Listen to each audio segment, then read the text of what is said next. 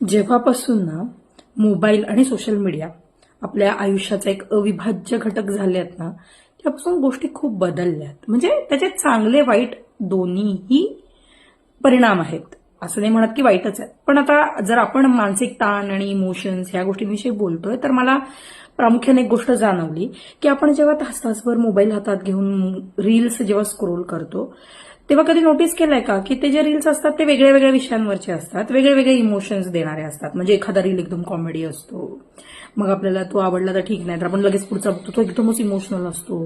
एखादा असतो एकदमच विचार करायला भाग पाडणारा असतो. एखादा असतो ज्याच्यावरती तुम्ही तुमच्या लाईफमध्ये जे ऑप्शन निवडलेत ते खरंच योग्य आहेत की नाही हा डीप विचार करायला लावतो. एक असतो जो काहीतरी भलतंच देतो ज्ञान, की ज्याची तुम्हाला त्यावेळी गरजही नसते कदाचित, पण जस्ट बिकॉज ते कानावर पडलंय म्हणून तुम्ही विचार करायला लागता आणि तुमच्या फ्लो मधून बाजूला जाता. तर ह्या गोष्टींमुळे काय होतंय, एकतर टेन्शन स्पॅन कमी झालाय, कारण आवडतो रील नाही आवडतो ह्याच्यावर ठरतं की तो तुम्ही पूर्ण बघणार की नाही.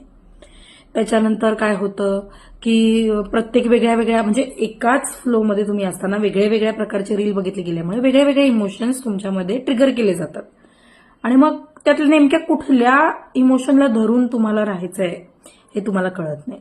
आणि सगळ्यात वाईट तर जेव्हा एखाद्याशी तुमचं भांडण झालेलं असतं, खास करून रिलेशनशिप्समध्ये, तेव्हा जर तुम्ही असे काहीतरी रील्स बघितले की जे अगदी त्यांनी तुमच्याशी असं वागलं म्हणजे हे चुकीचंच आहे आणि हे असं आहे हे तसं आहे असं काही सुचवणारे रील तुम्ही बघितले, तर हमखास तुमच्या विचारांवरती परिणाम होतो आणि तुम्ही नेमकं उलट्या दिशेने किंवा कदाचित योग्य दिशेने, आता तेही अवलंबून आहे की तुम्ही काय बघितलं, काय ऐकलं आणि ते तुम्ही कुठल्या अर्थाने घेतलं.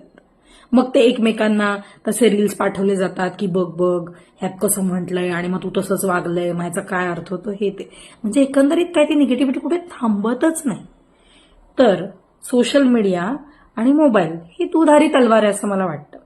तर आपल्या आपल्या कृतीप्रमाणे आणि आपल्या आपल्या उद्देशाप्रमाणे त्याचा योग्य किंवा अयोग्य वापर तुम्ही करू शकता. तर तो किती स्मार्टली करायचा हे तुमच्याच हातात आहे.